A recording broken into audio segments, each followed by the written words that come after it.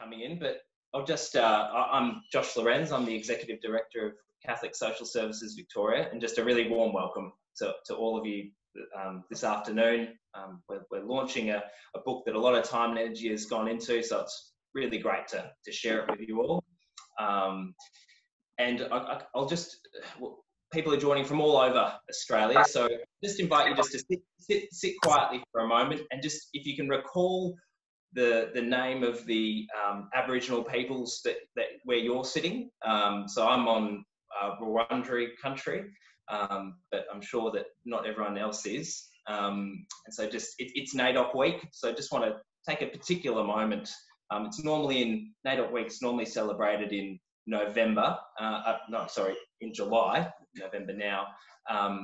But, you know, it's sort of, I think when I was reading on the Naidoc 2020, they said, you know, things have shifted in 2020 as it has for them, as it has for everyone else. And just to remember that Naidoc week came out of a day of protest, a day of mourning, back in the 30s and 40s. And it sort of evolved over the years to become a whole week of kind of a time of reflection, and also a time of celebration for what Aboriginal culture does as a living entity in cultures, I should say. So just acknowledge the traditional custodians of where we are. We pay our respects to elders past, present, and those who will emerge into the future, and just commit ourselves to walking in a profound sense of reconciliation for us in Victoria.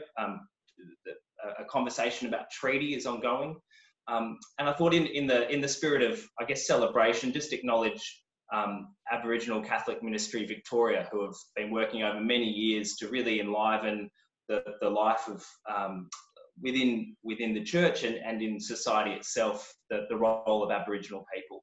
And Sherry Balcom's on our council, and she's the current manager. So just I guess celebrate her a bit today in Naidoc week, and the great work that she is doing, continues to do with the team around her. I was reading that it was in the early 90s that the Aboriginal flag first flew at St Patrick's Cathedral. So we've got, you know, a good 30 years of working in a variety of symbolic and practical ways together. And let's commit to that into the future as well. And I just invite Maria Harries to pray the conference prayer to kind of set us off. Now, Maria's the outgoing chair of Catholic Social Services Australia, and she's been in that role for a number of years. So I just want to acknowledge the work that she's done. She's been a great collaborator, a great bringer together of people. And so just with many thanks to you, Maria, and just invite you to open our launch with the conference prayer. Thank you, and delighted to be here. A prayer for compassion and courage. Compassionate God, your unconditional love for all inspires our hearts and empowers our actions for those who are most vulnerable. May we boldly and humbly serve one another and be steadfast in our work for justice for all people. Keep our hearts open to the joys and the hopes of our world, and our ears ready to hear the call of your truth, justice, and reconciliation. Let us continue to draw inspiration and strength from those like Sister St Mary MacKillop, on whose shoulders we stand. We gather here in Jesus' name to be nourished and to move forward together in hope and in joy. Amen. Thanks very much, Maria. Let's just have a moment just to hold those words with us, and give us a sense of the spirit in which we'll launch this book. So this book comes out of a conference that was held earlier this year, a collaboration between Catholic Social Services Victoria and Catholic Social Services Australia. It really is drawing, you know, and Gabrielle and on behalf of the editors will speak to this in a moment, but drawing from this whole body of work that social services is doing right across Australia, of which many of you are involved in some way, shape or form. And I guess the launch today is trying to extend the conversation. This is just a start. It really is a launch, a continual launch of having this conversation, taking these themes and really engaging with it in the context of an extremely difficult time for Australia and the world. So although the conference was aimed at issues before all this happened, it continues in so much relevance today. For the launch, we're really happy to have Archbishop Peter with us. He'll be doing the formal launch later. We have Gabrielle speaking on behalf of the editors to give a bit more background about the book itself. And we'll have Dr. Ursula Stephens, who's the CEO of Catholic Social Services Australia, responding to the Archbishop's launching of the book, I guess. And we'll have a bit of time towards the end just to have a bit of a conversation. So if questions sort of emerge to you as this launch continues, just pop something in the chat. And I can't promise to get to them all, but I'll try and collate maybe a couple of thematic questions, and we can put them to the editors. We can put them to perhaps Ursula or the Archbishop, depending on the nature of the question, just towards the end, which will just be for 10 minutes or so. So that's the structure of the meeting today. So look, you know, I encourage you to approach this, what we're hearing today, with the spirit of thinking, you know, what into the future. There's huge challenges, there's huge issues that this book deals with, but it will only be an opener of conversation, I guess, if we make it so, if we talk about it, if we draw from it, if we engage with it. So just really encourage you to start that at the launch today and continue it on well afterwards. So I'll just invite Gabrielle to take us to the next session and I guess on behalf of the editors, give us her perspectives and the editors' perspectives as they've put this book together over this year. Thanks, Gabrielle. Thank you, Josh. Archbishop Peter, Friends of Catholic Social Services. I'm honoured today to speak on behalf of the editors of our book, Serving Communities with Courage and Compassion. This is the fourth book to emerge from recent Catholic Social Services conferences. And as Josh mentioned, we came together earlier this year, some 280 participants from across Australia and New Zealand. We came from Catholic Social Services, education, health and aged care, parishes and other agencies. And we spent 3 days together in Melbourne. We sought in that time to learn from one another, to explore best practice and innovation, to share experiences. We came to empower both those in governance roles and those at the coalface to take the mission of Catholic Social Services forward. It was an occasion to provide formation, to deepen our ability to contribute to the mission, an occasion to recommit to the mission and return renewed and hope-filled to continue to serve. As we gathered in February, it was a time of severe drought, devastating bushfires, summer floods, and their economic and social consequences. There was already a hint of the emerging new coronavirus, and of course, the ongoing challenges of the sexual abuse crisis.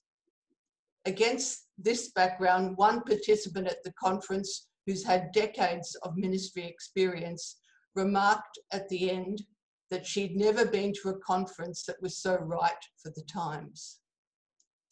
So as editors, we set ourselves the goal, in partnership with the presenters and others who are generously authors in this book, to seek to provide a volume that is right for the times. A volume to bring the inspiration and momentum of the conference to the challenges for social services, challenges emanating from society, from government, and from the church. The book captures the hope that emerged from examples of courageous and compassionate service recounted at the conference, and it explores the richness of Catholic social teaching with which the sector identifies so strongly. The editors, in looking back and now reading the book, completed are very pleased with its authenticity that comes through the various chapters of the book and mirrors the dynamic of the conference that we experienced. Let me give you some examples. There's an NDIS recipient commenting on her personal experience and making policy more real. There are Indigenous voices relating stories of hurt, but also healing. There's lived rural experiences of services responding directly to local needs. And there's the voice of New Zealand as well as Australia. Conference books can be often dry, technical volumes. This one's different. It's about people. People whose stories make mission, make it a reality. Those needing homes, people coping with bushfire disasters, families needing childcare. And it's also about the glorious stories of those in our sector who respond to the need. As one of my fellow editors said upon rereading the book from cover to cover, I came to see mission in a different frame, as a challenge to all of us to lift our sights. And in the concluding chapter, Mark Monaghan captures this very powerfully with his challenge to us of strive for what could be. So the book is a resource which Catholic Social Services Victoria is now pleased to offer to the sector, to boards, to leadership teams and their staff, for their formation sessions, for reflections at meetings, and for personal enrichment. The book's accounts of services evolving in response to the signs of the times are grounded in our contemporary community. They capture dedicated staff continuing the ministry of Jesus in diverse and powerful ways across Australia and New Zealand, stories of courage and compassion. A key element for the conference and now for the book is formation for mission. Such formation goes beyond the acquisition of knowledge or the building of new skills, important as these are for our ministries. Formation reaches to the development of the heart, to a deeper understanding of why service is needed, to an interior disposition to sustain commitment, and to nurturing that understanding and that commitment. The editors now pass this challenge to all of you in ministry as we hand over the volume. There are many to acknowledge as we come to the formal launch of Serving Communities with Courage and Compassion. The presenters at the conference, the authors who have captured the conference plenary sessions, panels and workshops so effectively in the chapters of the book, the generous sponsors of the conference, Catholic Social Services Victoria staff who supported the editors behind the scenes, Anthony Capello and his colleagues from Connor Court, the publishers, who have delivered such an attractive volume. And most especially, I want to thank my fellow editors. We worked as a cohesive team with the COVID-19 lockdown giving us dedicated time to refine the volume so that the inspirational messages of the authors are now accessible to a wider audience. Bishop Paul Byrd attended the conference and was chief celebrant at the Mass. He said in his homily, there can be a wonderful interplay between the service we offer in our agencies and the liturgy we celebrate at the altar. And then he illustrated this with a story about Mother Teresa as told by Malcolm Muggeridge.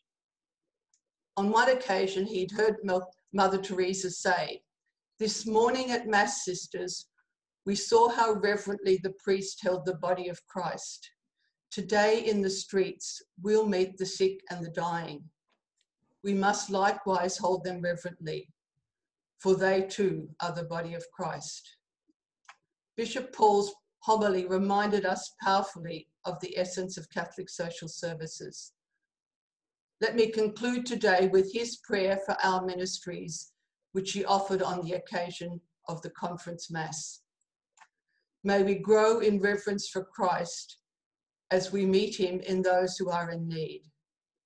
May God grant us the grace to serve them with courage, and with compassion. Thank you. Thanks so much, Gabrielle. Yeah, well, some silent hand clapping. Yeah, thanks so much. It's a great grounding of where this book comes from and where it wants to go. I guess a great challenge to all of us here.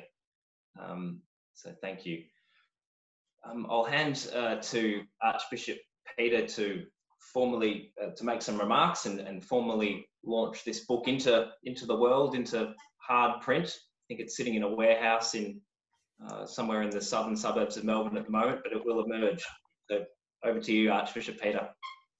Thanks, Josh, and thanks everyone. Thanks, Gabrielle, and on your behalf, the other two editors, Patrice and Denis as well. I can see Denis here. I haven't spotted Patrice yet, but I assume she's here somewhere too. Although I saw her hand raised. Good, yes, got you now, which is great. So thank you to all three of you.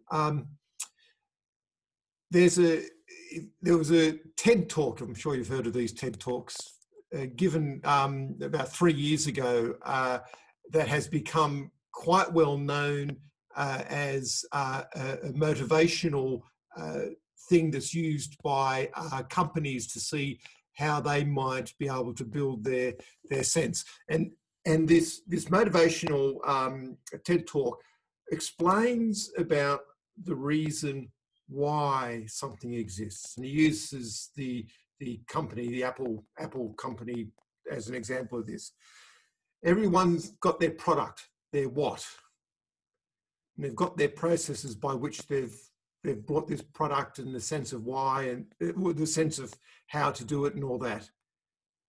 But it's the why that gives the real sense of what people might come on to and share in. So the why is really important. We have something of a what, a how, and a why. In this sense, we might talk about social services as the what. Of our teaching in social justice as the how. But what is the why? Pope Francis, in his most recent encyclical, I think gives the answer in great detail and depth. His encyclical, his recent letter, Fratelli Tutti, friends all, brothers all. The heart of that encyclical is about social friendship. Can you see the link then? Social services, the what, social justice, the how, social friendship, the why. In perhaps a more simple ways, we might talk about the hands, the head, and the heart. I make mention of all of this because at the heart of this book is so much of the why. It's more than just the actual descriptions of things that Catholic social services do. It's much more than the Catholic social teaching of it.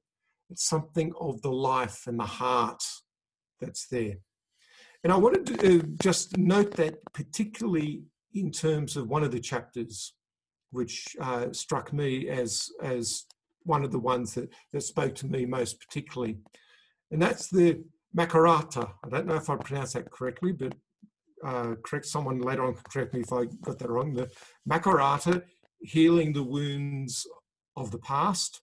And that was an edited paper that came out of the forum that was at the beginning of the conference, or it actually happened the day before, the evening before the conference actually started. And Peter Hudson, if I can acknowledge the panelists, I think it's really important to do so. Peter Hudson, Sherry Balcom, our own, Helen Christensen, Helen Kennedy, and Henry William. That word, Makarata, as I've now understand, is a word that within one of the languages of one of the nations in Australia is about restoration of peace after a dispute. Restoration of peace after dispute.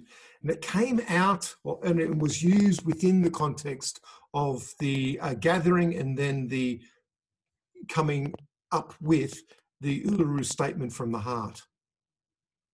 Notice the word heart, the why.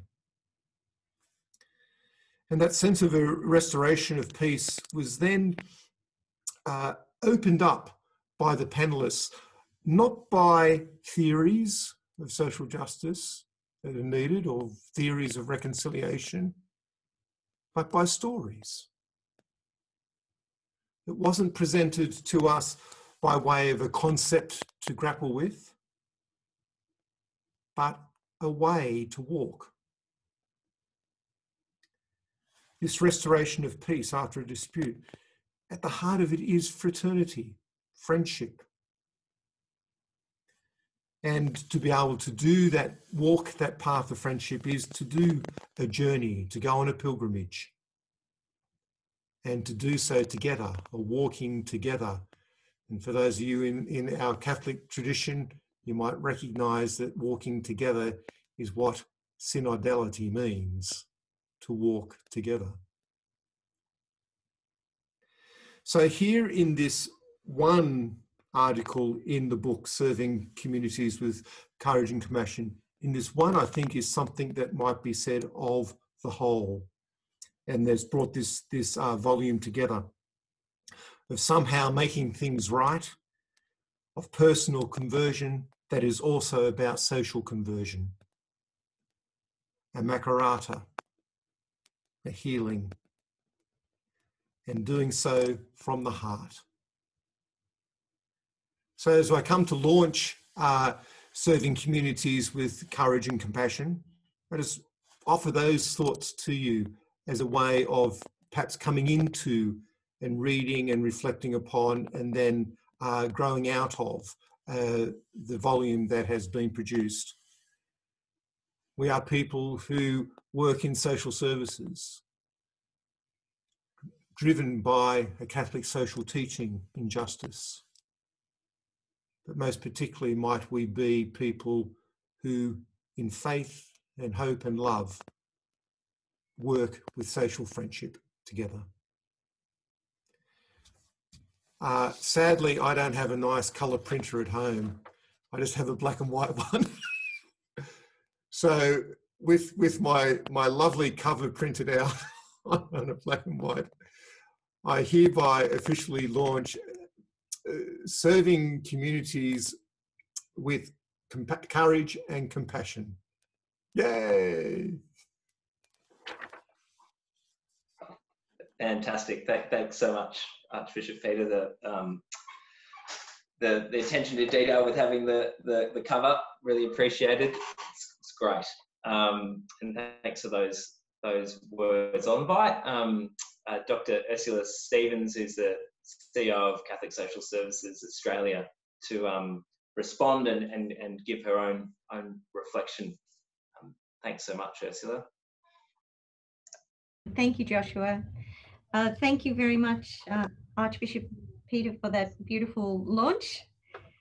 Black and white, and shades of grey, but beautiful all the more. And thank you for the opportunity to reflect on the conference and how far we've come since then. How long ago does that seem? It seems like such a long time when we gathered to explore the important theme that we have captured in the presentations in this book today. So serving communities with courage and compassion, and that has really been challenging for us since that time. So as Joshua and Gabrielle both acknowledged, our lives have been deeply affected in so many ways by this pandemic. And, you know, the challenges that we've all had to confront to mitigate this dreadful illness has really turned our lives upside down. And what I've been able to see, and I want to attest and thank our Catholic Social Services so much for, is how they have responded in unique and innovative ways with courage and compassion to continue to support all our service users and the new people that have come into our services really desperately needing some support. They've maintained and grown their services, they've adapted, they've responded to all of the restrictions, and they've kept so many vulnerable folk connected to services through what have been really difficult times. And, you know, none more so than Victoria. I really want to salute the Victorians, everyone in Victoria who has done such an amazing job in adhering to the social restrictions. You've really taken the responsibility for all of us. You've taken, you know, the nation is actually in Victoria's debt. And I really want to acknowledge that for all of you and for what you've managed to contribute. And the celebration today that we have no new cases across the country again today, that's very, very powerful. But thinking too about, I'm really, really looking forward to reading the contributions again. Because in our personal lives too, we've all really struggled to find ways to deal with what we've been confronted with in the last 6 months. You know, we've all had to learn new routines. We've had to incorporate homeschooling, so many things. But also, I think that what we've done is we've had to manage our stresses and anxieties around the peak that have been piqued by just the horrific stories we've seen around the world about how coronavirus has impacted. And at a really personal level, I think our sorrows run especially deep if we've experienced death or loss or the struggle for survival of friends or family. And I know that many of us in our communities have had to deal with that. We've seen people around us who've lost jobs, and jobs that sustained them and their families that disappeared overnight when the economy was shut down. And then when you think just beyond those really practical things, then we've seen people of faith who've really experienced so much suffering of their spirit through the inability of being able to go and worship as a church community. So our attendance at Mass has been limited to live streaming or on television or computers. And I thank the Archbishop for his beautiful Masses that I've been able to witness during this time. But, you know, it's really been very challenging for us. And now, of course, the big challenge is getting our communities and our parishes back to Mass. So that too is a challenge that we all have. And while we've been shielded here in Australia from widespread infection, that's really because of our willingness to conform to the restrictions and to work together for the common good, which is such a fundamental principle of the work that we all do. So we pray prayers of thanksgiving that we've mostly been spared from this illness and its devastating side effects, and have a deep sense of gratitude to those frontline workers who've really taken the brunt of the battle against the disease. So not just our health workers, but our care workers, so many of them in Catholic social services, in aged care, in disability care, in community care, and how they have been really frontline supporting and preventing the spread of the disease. And they put their lives on the line to save other people. We need to actually acknowledge their bravery and courage in doing that. And then we've also seen incredible growth of charitable acts and volunteering, everything from making protective masks and preparing food parcels and fundraising and food drivers for the people who need our help because they've been left without any support. So I'm thinking about the asylum seekers, the refugees, the temporary protection visa holders, the international students that we know our services like Jesuit Social Services and Jesuit Refugee Services have just been supporting intensively over the last 6 months.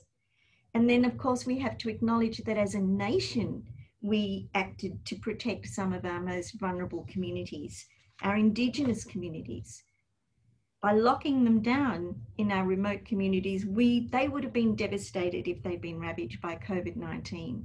And we all took a personal and national responsibility for that.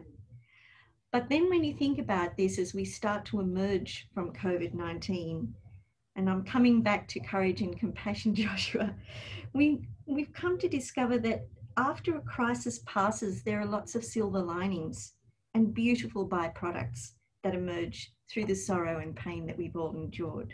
And there's something that we can all learn and carry with us through the experience. So we've come to know pain and sorrow as well as heartbreak, but also we've come to understand, maybe sometimes for the first time, true isolation. And that is really, really important. We've experienced the frustration that comes from being stuck at home. We've lived with the anguish of loneliness, of not being in the daily presence of friends and neighbours, of not being able to be with children or grandchildren, to experience the tender touch of another human person. You know, we've all social distanced. And when we think about all of that, we come to fully embrace them as realising the reality that so many of the people we work with, our elderly brothers and sisters, our mothers and fathers, our grandparents and neighbours, and the vulnerable folk who are within our services, they feel that isolation every day of their lives. We know firsthand the feelings of loneliness that isolation brings, especially the elderly. Isolation from friends as social physical mobility diminishes, loneliness and social distances as circles of friends get smaller. And the feeling of despair and frustration that begin to take over in our elderly loved ones, who were once vibrant and youthful and joyful people. So our social distancing and isolation today has only been temporary, but for many in our communities, it'll go on way beyond the pandemic. And that's what brings me to the wonderful papers and the work of the conference, how much we actually saw and were captured in the conference proceedings, how much was shared and how much we learned from each other. The why, as Archbishop Peter says, the why is our living sense of compassion. And that needs to be enhanced by us all taking on board the feelings that we've experienced in the last months. As people of faith, we emerge from this pandemic surely more empathetic than ever to the reality of the loneliness that so many people in our communities experience every day. And out of that, we actually feel, or should feel, the spark of desire and courage to do more, to be present to those among us who are most vulnerable, in need, those in need, the lonely, the isolated, the homeless, the victims of abuse and violence. And I just want to say, we're reminded in John's chapter 10, verse 10, which tells us that I, Christ, came so that they might have life and have it more abundantly. And that's the courage and compassion that we need to have. Just as Mary MacKillop did, as I spoke about in the conference, at the conference dinner, to not allow anyone amongst us to live short of that abundance while in our midst. Let's be sure to bring life to all and bring it to the full.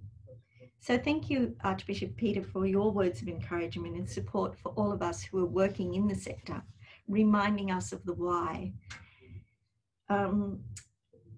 We really need to acknowledge their heroic efforts and ask God to bless them with his peace and love.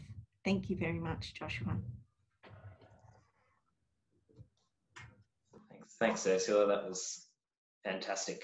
Great to have your insights on what's happening and things to consider as we go forward, as we pick up some of the challenges that are in the pages of this book. It's fantastic. Now we have a bit of time for some questions. I think there's been some really interesting remarks made on all accounts, and I'd encourage you, if there's something that you have a question about, whether it be about the book to the editors, something that the Archbishop mentioned, something that Ursula mentioned that resonated and you'd like to elaborate on, just jump in the chat box and just pop a question there. And while you're sort of gathering your thoughts or questions, and if there isn't any, that's fine too. Just an opportunity to continue the discussion a little. So we'll keep an eye on that chat box. But I'll just read, while we're sort of gathering that, I'll just read a little excerpt from one of, now Andy Hamilton is one of the authors of this book, and he wrote an article just a few days ago, and I thought I'd just read that while people are kind of organising their own questions, because I think it's good. He sort of uses the analogy of us walking in a park. So he sort of he's set the scene. We're all walking in the park, and then he reflects this awareness of ourselves as both observers and participants in the park leads naturally to broader reflection on the distinctive place of human beings and the network of relationships that compose the world. Although human beings are part of these delicate relationships, they also have a unique power to build or demolish them.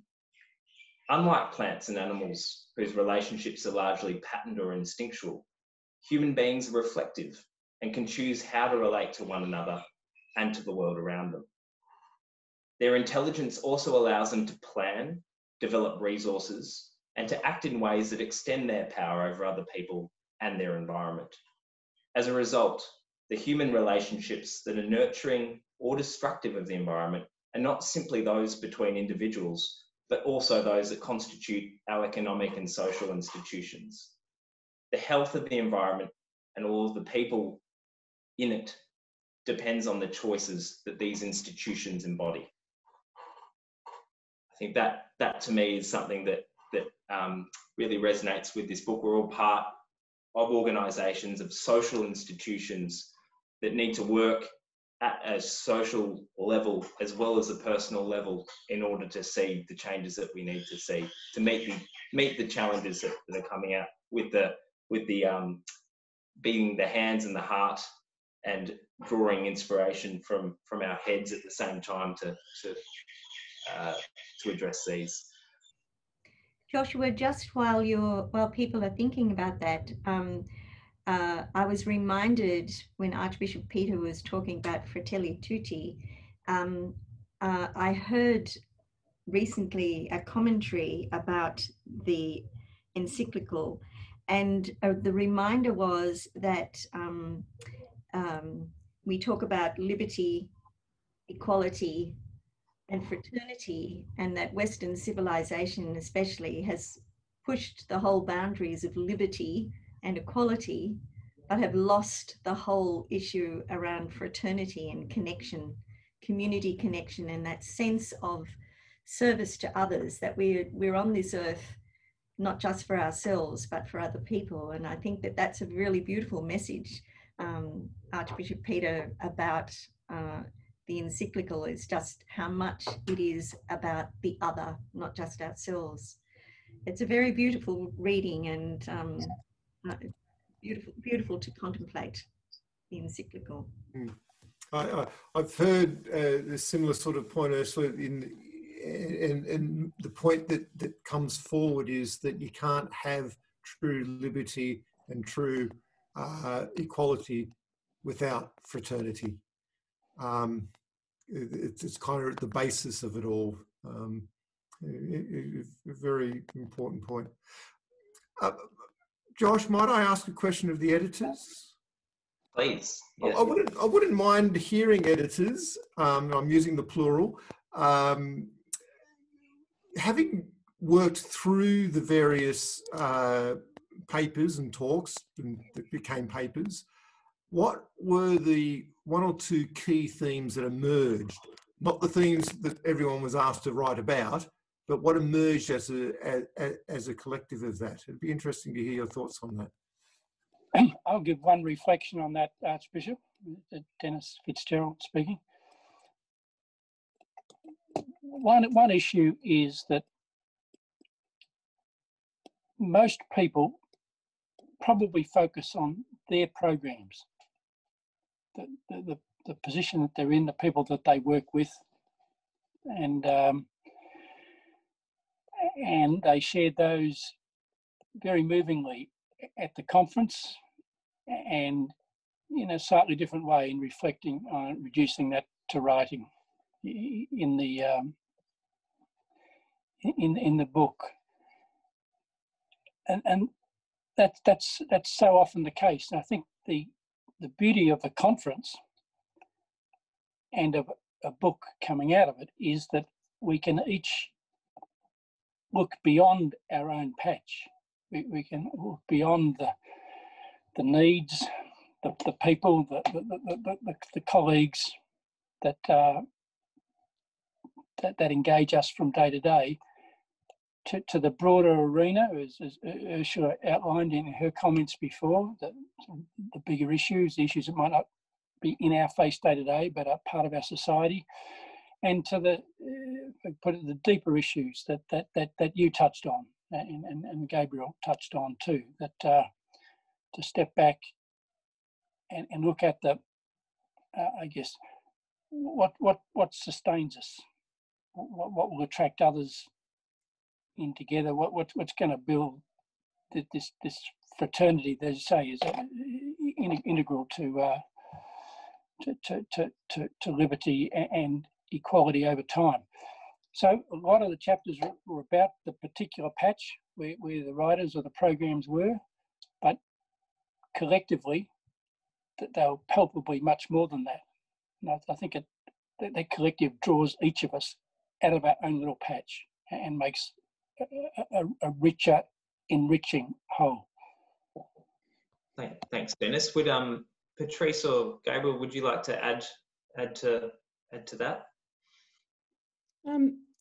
Yes, thank you, and thanks, Archbishop Peter, for launching this. It's really great to have you here, and I think to have your support for something like this, because my feeling as we went through each of these articles, and each of them, as they came to us, were so different in the way the services were provided, in the message that was given. But to me, as we finished up the book and we read the whole of it, and I thought, this is just really about the collective endeavours of our Catholic Church. This is the Catholic Church, I think, that I grew up with. It's not a Catholic Church that's divided in any way. It's people in every way carrying out the mission, however that is for them. And Gabrielle referred to mission, and I too feel that it's made me rethink mission and how we consolidate mission around the work that we're all individually doing. And I couldn't help but be struck by the Victorian situation of the ring of steel around Melbourne and how isolating I felt that ring of steel was. It was separating people, families, mums and dads from children and grandchildren. And the minute that Daniel Andrews announced that was going to be removed, I suddenly felt Victorian again. And I hope, with the boundaries all disappearing between our states, that we will all feel Australians again.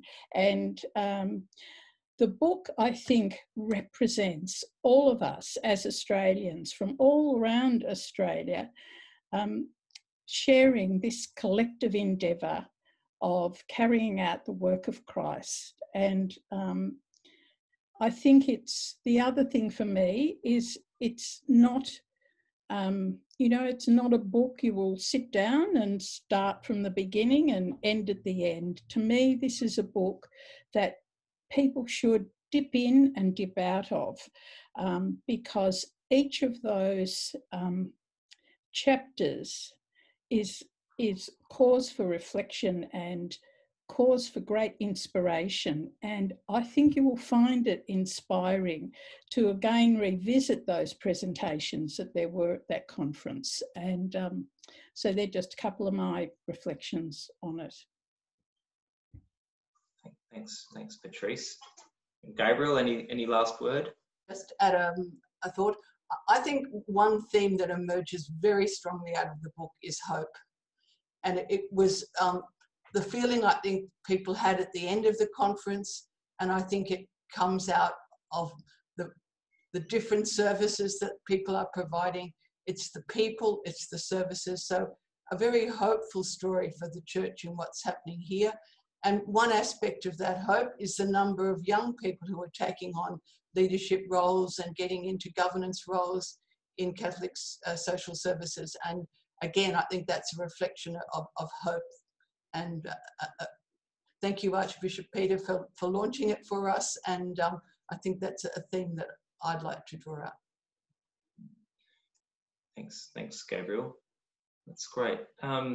Just got one comment that sort of come through, I guess, probably drawing on Patrice's talking about the importance of togetherness, just in reference to the new encyclical, as can we refer to it as brothers and sisters together, I guess, and I think that's probably a great concept that we all share in. So thanks for that comment that came through. Is there any other questions or Josh, yeah. There's one there about how can we serve better and reach the Aboriginal people in the lockdown? Oh, that's a great question. I don't know whether. Oh, well, does any of the editors like to take that on? Who sort of read through there's a couple of chapters that I guess deal on a couple of these things. So I guess that's specific to the lockdown. Anyone like to venture a comment on that? I think somebody from one of our services should tackle the question. This is a good question to be, I think, taken up more broadly and in an ongoing way, and certainly something I know Sherry Balcom's been actively involved with and considering from her as a member of CSSV. But yeah, so we might. Great question. Continues to need some strong answering. Is there anyone from a service perspective that would like to jump in? Ursula, please. I think that, thanks Joshua, and it's a good question because it's very challenging. You know, we have Indigenous communities that are on country and have been locked down and isolated, and then we have Indigenous communities that are on the fringes of more urban areas, and so there are different answers for each of those groups.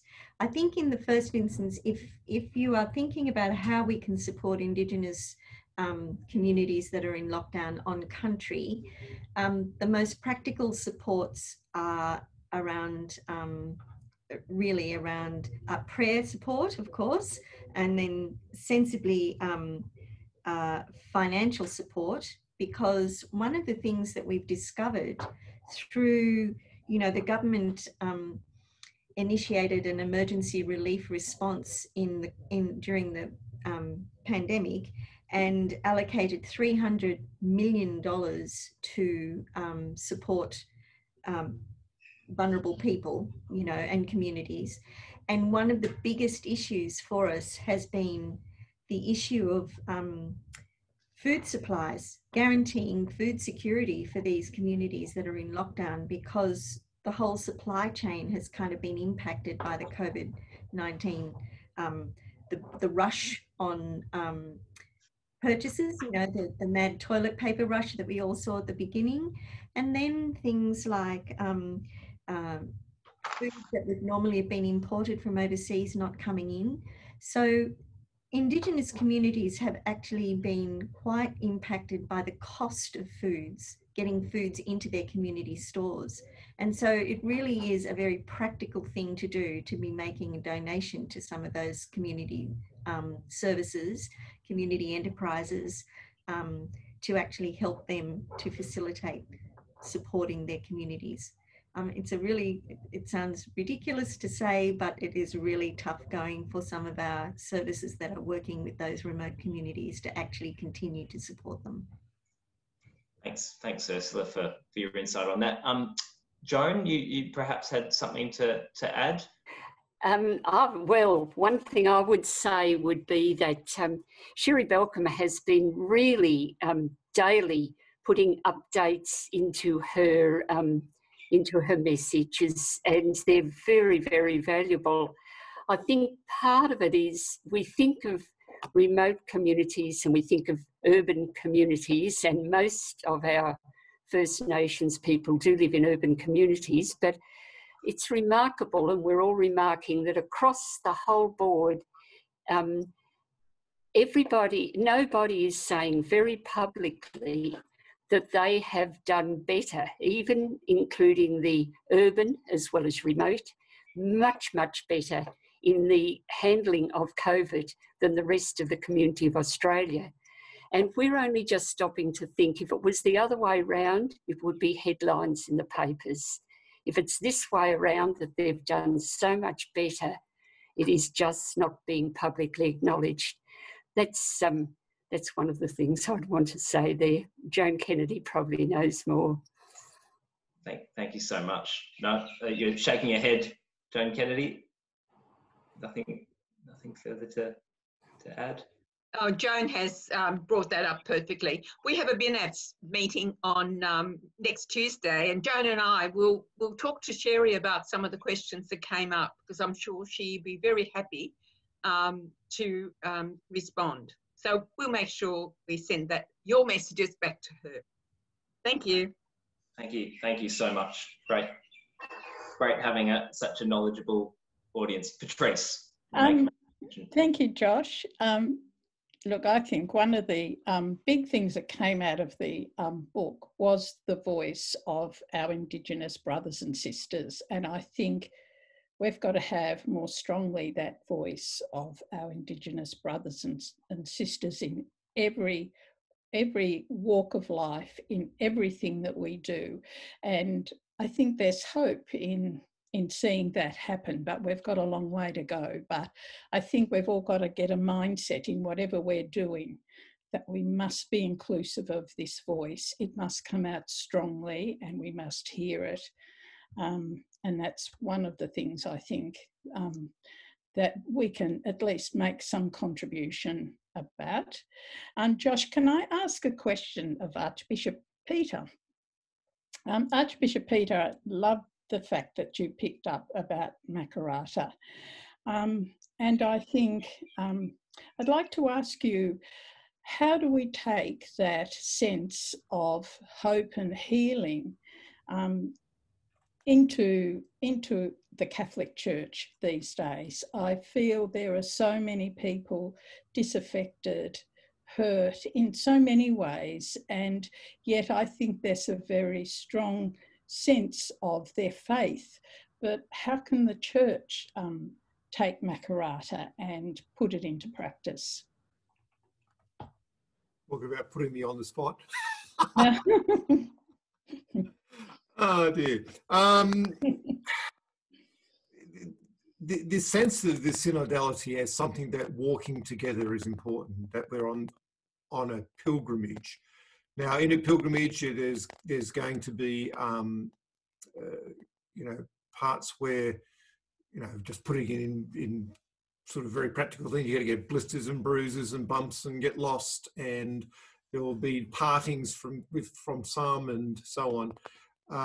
These are all part of a journey process, and the sense that the call for healing into a broken and bruised body, the body of Christ, is I think kind of a key to understanding how we then do it.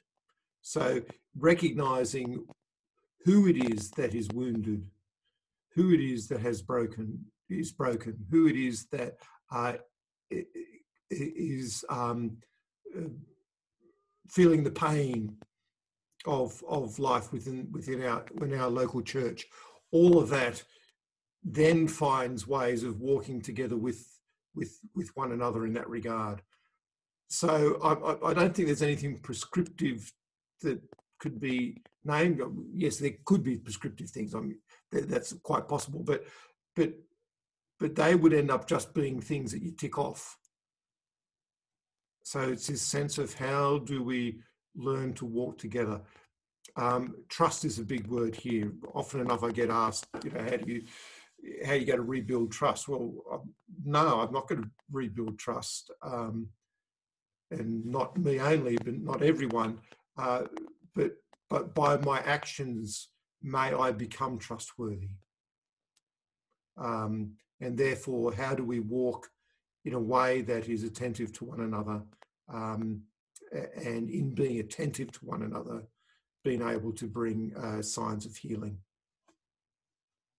Thank you. Thanks for both the question and the answer. Being attentive to one another, what a challenge. What a challenge for all of us. I think we're getting to the end of our time today, so we might finish up with questions. Gabrielle alluded to this when she spoke, but just she sort of said, over to you now that, you know, the book's out in the world, it's been launched. What we do with it's really up to us. And I have just a couple of suggestions and a couple of practical things that I guess I'll be doing with it. But I guess this is a great, as we've heard, it covers so many, it's a good 350 pages. It really covers so many different aspects of mission, of service. And it's a great read for any board member who might be new to social services, who have come across from a different realm to offer their expertise. So, you know, have a good think about a good Christmas gift. It is November, could just be a gift to your board. It might be, you know, the birthday present that you give to all your favourite cousins this year, because there's lessons here, not just for social services, but really there are lessons here for health, for education, for business. The principles that come through they cross sectors really well, even though there is a distinct focus on where we are in social services and the people that we work with in particular. You know, staff members always love receiving a book.